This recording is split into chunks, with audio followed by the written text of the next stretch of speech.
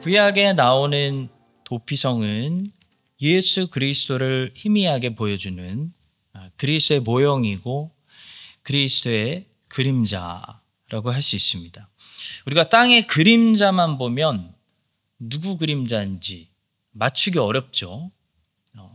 근데 먼저 사람을 보고 그 사람의 그림자를 보면 그림자가 그 사람을 좀 닮았다는 것을 어느 정도 알 수 있는 것처럼 이 도피성만 보면 솔직히 메시아를 잘 알 수 없지만, 알기 어렵지만 거꾸로 예수님을 알고 도피성을 보면 도피성을 제대로 알 수가 있습니다. 자, 오늘은 도피성을 통해 우리가 예수님을 더 알고 복음을 더 알고자 합니다. 오늘 설교는 크게 두 부분으로 나눠져 있고 각 부분에 세 가지 포인트가 있는데요. 먼저 도피성을 세우는 사람에게 주시는 말씀과 그 도피성 안으로 피하는 사람에게 주시는 말씀, 이렇게 크게 두 부분으로 나눠서 말씀을 살펴보도록 하겠습니다. 먼저 첫 번째 부분으로 도피성을 세우는 사람에게 주시는 말씀 세 가지가 있습니다. 첫 번째로 도피성을 6개로 세우라고 하셨는데 이 말은 도피성이 이스라엘 땅 어디에서나 최대한 가까울 수 있게 해야 한다는 그런 하나님의 속마음이 들어 있습니다. 도피성은 총 6개입니다. 요단강을 중심으로 동쪽에 3개, 서쪽에 3개 있었습니다. 이건 지도를 보면서 말씀을 듣는 게 가장 좋습니다. 7절과 8절을 보시겠습니다. 이에 그들이 납달리의 산지 갈릴리 게데스와 에브라임 산지 세겜과 유다 산지 기럇 아르바 곧 헤브론과 여리고 동쪽 요단 저쪽 르우벤 지파 중에서 평지 광야의 베셀과 갓 지파 중에서 길앗 라못과 므낫세 지파 중에서 바산 골란을 구별하였으니. 자, 이렇게 도피성을 동쪽에 3개, 서쪽에 3개로 하고 특히 동쪽에 베셀, 길앗, 라못, 골란, 서쪽에 게데스, 세겜, 헤브론을 선택한 이유를 9절이 설명하고 있습니다. 이는 곧 이스라엘 모든 자손과 그들 중에 거류하는 거류민을 위하여 선정된 성읍들로서 누구든지 부지 중에 살인한 자가 그리로 도망하여 그가 회중 앞에 설 때까지 피해 보복자의 손에 죽지 아니하게 하기 위함이라. 다시 말해 이스라엘 땅에 사는 모든 사람들이 도피성이 필요할 때 도피성을 가장 빠르게 액세스할 수 있도록 하기 위해서 저렇게 도피성을 6개로 이스라엘의 모든 지역에서 최대한 가까운 거리로 택했다라는 사실입니다. 마찬가지로 성도 여러분, 우리의 사명은 예수님을, 복음을 모든 사람들이 찾을 때 잘 찾을 수 있도록, 필요할 때 빨리 얻을 수 있도록 복음을 모든 언어로 번역하고 교회가 없는 모든 지역에 교회를 세우고 목사가 없고 설교가 없고 목양이 없는 곳에 목사를 세우고, 그래서 세상의 모든 사람들이 누구든지 예수님이 필요할 때 예수님을 얼마든지 찾을 수 있도록 이스라엘이 곳곳에 도피성을 세운 것처럼 우리는 세상 곳곳에 예수님을 세워야 한다. 그런 말씀이에요. 그래서 예수님의 몸된 교회를 개척하는 거예요. 그래서 크리스찬들이 항상 역사적으로 한 일 2가지가 있는데요. 바로 모든 언어로 성경을 번역한 일을 하고 교회가 없는 곳에 들어가서 교회를 개척한 일입니다. 제가 선교지에서 이렇게 보니까요. 교회만 세운다고 되는 게 아니고 교회를 세우는 만큼 목사를 양육해서 세워야 한다는 사실을 알았습니다. 우리 한인장로교회가 온 세상에 나눠줄 수 있는 목사들을 세우고 말씀의 일꾼들을 세울 수 있기를 축복합니다. 이스라엘이 도피성을 곳곳에 세운 것처럼 여러분과 제가 아직도 도피성이 세워지지 않은 이교도 나라들, 그 흑암이 가득한 불쌍한 땅에 곳곳에 우리의 도피성이신 예수 그리스도를 세울 수 있기를 주님의 이름으로 축복합니다. 자, 두 번째로 그 도피성은 높은 산지에 있어서 노뱀처럼 쉽게 바라볼 수 있었다는 사실입니다. 도피성 6개 중에 서쪽에 있는 도피성 3개를 보시면 전부 높은 산지에 있었습니다. 다시 7절을 보겠습니다. 이에 그들이 납달리의 산지 갈릴리 게데스와 에브라임의 산지의 세겜과 유다 산지의 기랏 아르바 곧 헤브론과. 서쪽의 산지들을 택한 것은 도피성은 멀리서도 잘 찾을 수 있게 해야지, 쉽게 바라볼 수 있게 해야지, 도피성이 찾을 때 찾기 어려운 곳에 숨어 있으면 안 된다는 거예요. 예를 들어 이스라엘 백성들은 어떤 동굴을 도피성으로 삼지 않았습니다. 참 재밌는 것은 여러분 생각해 보세요. 보통 살인자를 안전하게 숨겨주려면 우리는 동굴 같은 은밀한 곳이 더 안전할 것 같은데, 살인자를 보호해주는 도피성은 동굴 같은 은밀한 곳이 아니라 공개적인 곳이었다는 거예요. 누구도 살인자가 지금 저 안에 있다는 것을 알 수 있는 장소였다는 겁니다. 그런데도 그런 장소가 은밀한 숨겨진 장소보다 살인자를 더 안전하게 보호할 수 있었던 것은 여호와의 말씀이 그를 지켜주었기 때문입니다. 여러분, 죄인이 도망칠 곳은 여호와의 말씀이 죄사함을 선포해 주는 곳이지 사람들이 잘 찾지 못하는 동굴이 아닙니다. 죄인은 동굴 안에서도 안전하지 않습니다.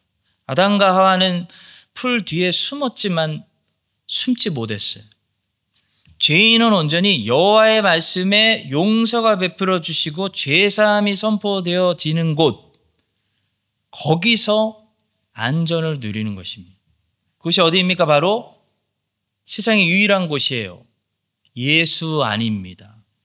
예수 안에서 우리는 여호와의 말씀에 용서를 받고 죄사함을 받기 때문에 누구든지 예수 안에만 있으면 가장 안전합니다.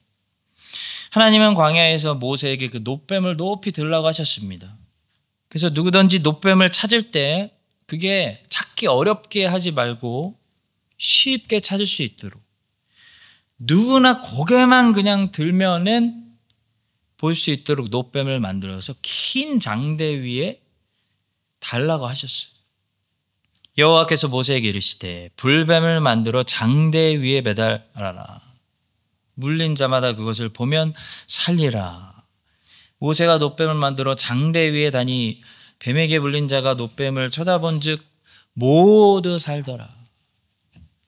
마찬가지로 이스라엘은 도피성을 산지 위에다 만들어서 누구든지 쉽게 찾고 쉽게 바라볼 수 있도록 하셨습니다. 마찬가지로 하나님께서는 예수 그리스도를 높이 드셔서 누구든지 예수님을 쉽게 찾고 쉽게 바라볼 수 있도록 하셨기 때문에 교회는 복음을 쉬운 말로 가르쳐야 하고 예수님을 찾고 바라보고 의지하는 것이 어렵지 않도록 해야 됩니다.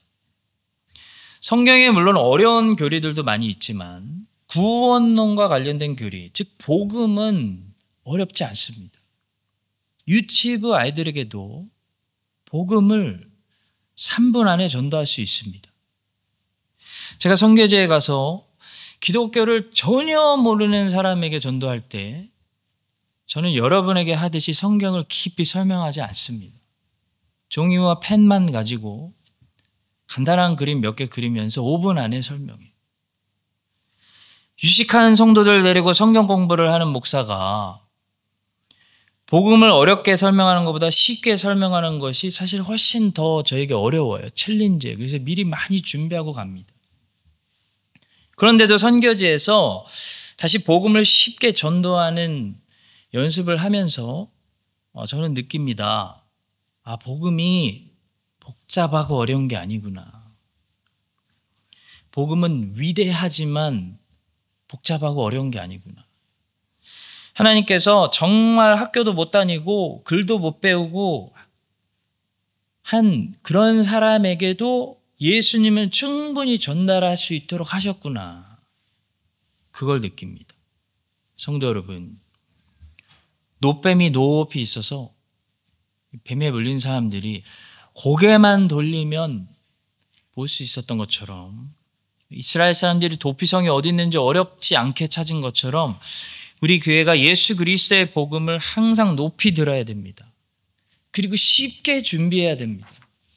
그래서 유치부 때부터도 복음을 잘 설명할 수 있고, 부모님들이 자기 자녀에게 영아부 때부터도 복음을 잘 설명할 수 있는, 모든 성도들에게 복음이 잘 준비되어 있는 교회로 우리가 양육해 갈 수 있게 되기를.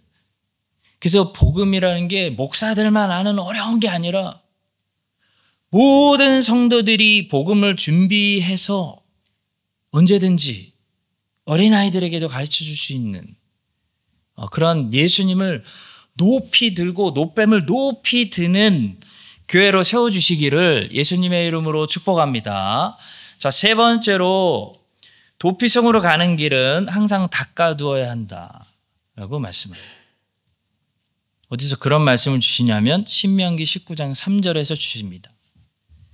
내 하나님 여호와께서 네게 기업으로 주시는 땅 전체를 세 구역으로 나누어 길을 닦고 모든 살인자를 그 성읍으로 도피하게 하라. 이 말씀은 도피성으로 가는 길에는 장애물이나 방해물이, 길이 막혀 있거나 길이 잘 안 보여서 잊어버리거나 그런 게 없어야 된다는 말씀이에요. 마찬가지로 우리의 또 하나의 소명은 예수 그리스도로 가는 길에 모든 장애물들을 제거하는 것입니다. 방해물들을 없애는 일입니다. 이 일은 때로는 수많은 가짜 그리스도와 거짓 선지자, 잘못된 길, 이단들과 싸우는 일이 될 수도 있어요. 평화주의자와 크리스천의 차이는 평화주의자는 누구와도 다투지 않는 것이고 크리스천은 이단과 다투는 것입니다.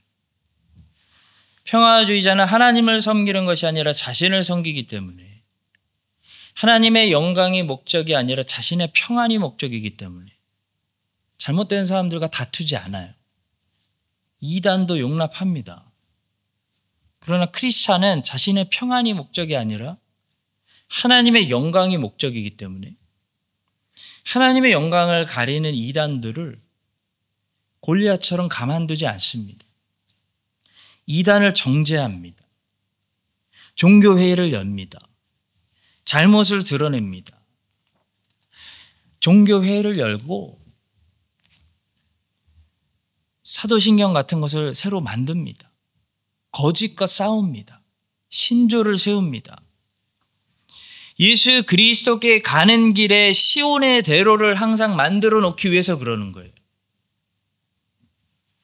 그래서 그 길에 있는 모든 방해물과 장애물을 열심히 제거해요.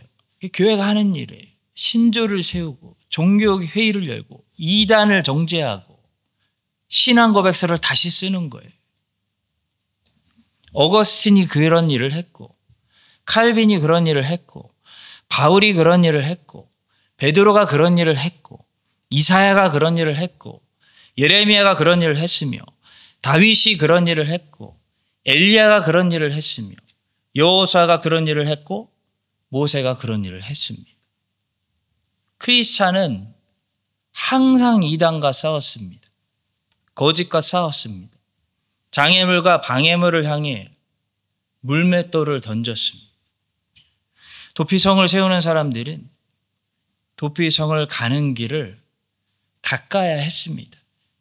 예수님을 전도하는 사람들은 예수님이 아닌 것들, 다른 복음, 그런 예수님께 가는 길을 방해하는 것들을 치우고 바울처럼 예수님께 달려갈 수 있도록 길을 닦아놔야 돼. 크라이스트 찬해장로교회가 평화주의자들이 되어서 잘 살고 편안하게 지내는 것이 목적이 되는 것이 아니고 모든 이단들과 전투하고 피 흘리면서 모든 이단들하고 다 싸워서 영광의 상처를 가지고 주님 앞에서 면류관을 받는 예수께 달려가는 길을 닦는 그런 교회로 세워주시기를 예수님의 이름으로 축복합니다. 이제 두 번째 부분으로 넘어갑니다. 지금까지는 도피성을 세우는 사람에게 주시는 말씀이었는데요. 이제는 도피성 안으로 피하는 사람에게 주시는 말씀들이 있어요. 세 가지입니다. 첫 번째로 열심히 전력 질주하여 도피성으로 피해야 한다는 사실입니다. 왜냐하면 뒤에서 누가 따라오기 때문이에요. 뒤에서 살인자에게 복수하기 위해서 열심히 따라오는 복수자가 있기 때문이에요. 본문 3절을 보겠습니다. 부지 중에 실수로 사람을 죽인 자를 그리로 도망하게 하라. 이는 너희를 위해 피해 보복자를 피할 것이니라. 자, 여기서 살인자는 원죄를 가지고 태어난 우리 모든 죄인들을 보여주는 사람이라고 할 수 있고요. 그 살인자를 급하게 죽이려고 따라오는 피해 보복자는 누구일까요? 누구라고 할 수 있을까요? 이런 것들이 우리 죄인들을 급하게 따라오는 우리가 피하고 도망가야 할 대상이라고 할 수 있습니다. 바로 율법의 정죄, 하나님의 공의로운 심판, 죄의 대가, 죄의 무서운 결과, 사망, 이런 것들이 피해 보복자. 죄를 지면 율법이 무섭게 따라와서 죄인의 죄를 정죄합니다. 죄인을 정죄합니다. 고발합니다. 죄를 지면 하나님의 무서운 공의로운 심판이 항상 우리를 추격합니다. 그게 붙잡히면 우린 정말 끝장입니다. 도피성 안으로 들어가기 전에 만약에 하나님의 공의로운 심판에 붙잡히면 살아남을 수 있는 사람 한 사람도 없습니다. 큰일 납니다. 하나님의 공의로운 심판에 붙잡히기 전에 모든 죄인들은 빨리 도피성 안으로 피해야 됩니다. 도피성 안으로 들어가면 도피성 안으로 하나님의 공의로운 심판은 더 이상 우리를 추격하지 않습니다. 누구든지 예수 그리스도 안에서는 정죄함이 없기 때문이에요. 그런 예수 그리스도 밖에서는 아무리 착하게 살아도 모든 죄인들에게 하나님의 공의로운 심판이 추격하고 있고 하나님의 진노가 머리에 있으며 율법의 정죄함이 있어요. 이미 저주 아래 있는 거예요. 죄는 대가를 요구하고 그 대가는 반드시 피입니다. 생명을 요구합니다. 따라서 도피성은 피해 보복자를 피하는 곳입니다. 우리에게 피를 달라고 요구하는, 너 죄 졌으니까 생명 내놓으라고 요구하는 그 사망, 그 피해 보복자를 유일하게 피할 곳이 바로 도피성이에요. 죄의 결과는 사망이에요. 그러나 누구든지 예수 안에 있으면 새로운 피조물이 될 수 있고 예수 안에 있으면 죽어도 살고 살아서 주를 믿으면 영원한 생명을 빼앗기지 않습니다. 그래서 예수를 믿는 자에게 육체의 죽음은 이제 잠자는 것에 불과합니다. 사망아, 내가 쏘는 것이 어디 있느냐? 너는 더 이상 나를 쏘지 못해. 왜냐하면 나는 예수님 안에 있기 때문이야. 나는 죽어도 네가 쏘아서 죽는 게 아니라 주님이 나를 부르시기 때문에 잠시 자는 거야. 예수 안에 있는 사람들은 그 사망을 향해서, 죽음을 향해서 오히려 반대로 큰 소리 칠 수가 있는 거예요. 성도 여러분, 뒤에서 피해의 보복자가 우리를 잡으려고 열심히 달려오고 있기 때문에 도피성으로 도망쳐야 되는 그 책임은 살인자들에게 있습니다. 하나님의 공의로운 심판과 율법의 정죄, 죄의 대가, 사망이 죄인들을 열심히 잡으려고 달려오고 있기 때문에 죽기 전에 모든 죄인들은 예수 그리스도 안으로 전력질주를 해서 도망치고 피해야 되는 것입니다. 예수님은 좀 더 생각해보고 다음에 믿을게요. 할 수 있는 분이 아닙니다. 예수 안으로 열심히 피해야 되고 빨리 도망치신 여러분들은 잘하신 거예요. 아직 뜸들이고 더 생각해보고 머뭇거리고 있는 죄인들에게 언제 사망이 지금 뒤에서 탁 잡을지 모르는 죄인들에게 그들 머리 위에 이미 하나님의 진노가 있고 율법의 정죄가 있고 사망이 왕노릇하고 있다는 그 사실을 우리가 알게 하여 뜸들이고 있는 죄인들이 열심히 도피성 안으로 이 사람들이 도망치듯이 예수 안으로 도망쳤어. 이 모든 것을 피하게 하여 주시기를 예수님의 이름으로 축복합니다. 두 번째로 도피성 안으로 피하는 살인자들은 고의가 아니라 부지 중에 살인한 사람들이어야 한다는 사실입니다. 고의로 살인한 사람들은 지금 여기 못 껴요. 고의로 살인하는 사람들은 도피성으로 초대받지 못합니다. 오직 부지 중에 실수로 살인한 사람들만 도피성으로 올 수 있는데 이게 무슨 의미인지 오늘 우리는 잘 해석해야 돼요. 3절을 보겠습니다. 부지 중에 실수로 사람을 죽인 자를 그리로 도망하게 하라. 이는 너희를 위해 피해의 보복자를 피할 것이니라. 자, 저는 여기에 나오는 고의로 사람을 죽인 살인자와 실수로 사람을 죽인 살인자를 오늘 말로 바꾸자면 회개하지 않는 죄인과 회개하는 죄인. 그러니까 둘 다 살인자인데 다르고 둘 다 죄인인데 달라요. 우리 모두는 죄인입니다. 그러나 그 죄인들 중에 고의성을 여전히 가지고 있는 죄인은 회개하지 않는 죄인이고 고의성을 제거한 죄인은 회개하는 죄인입니다.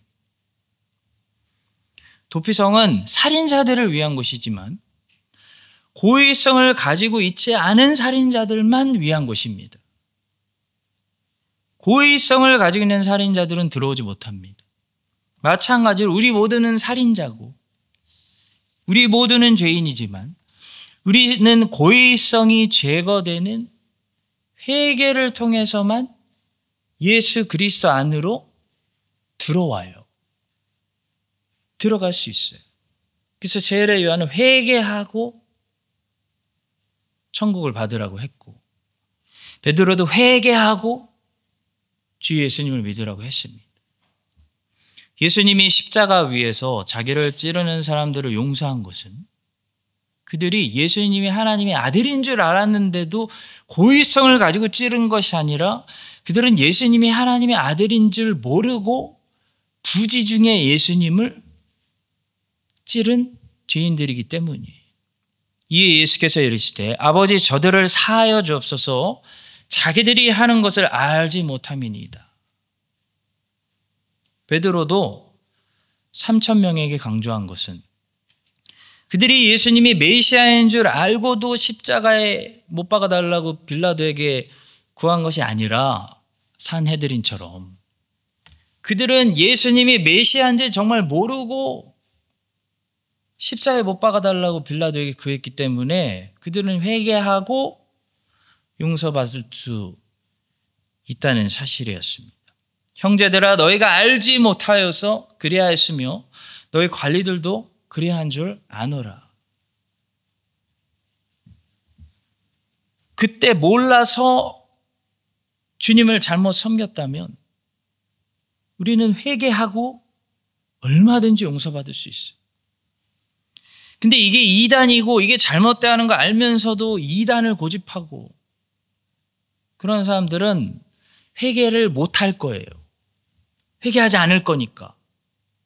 그리고 회개하지 않으니까 용서받지 못할 거예요. 여러분과 제가 이 사실을 기억하고, 우리 모두는 죄인이지만 회개하지 않는 죄인만 구원받는 거지. 죄송합니다. 큰일 날 소리 하고 있네. 회개하는 죄인만 구원받는 거지. 회개하지 않는 죄인도 예수님 안에서 구원받는 거 아니에요. 회개하지 않는 죄인은 도피성 안으로 안 와요. 예수 안 믿어요.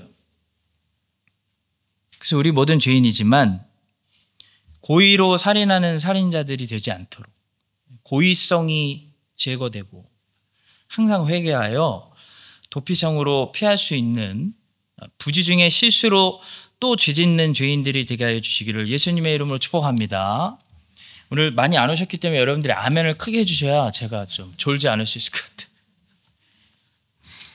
자, 마지막 세 번째로, 도피성 안으로 피한 살인자는 지속적으로 그 안에 머물렀고 밖으로 돌아다니면 안 된다라는 사실을 말씀하고 있습니다. 본문 6절입니다.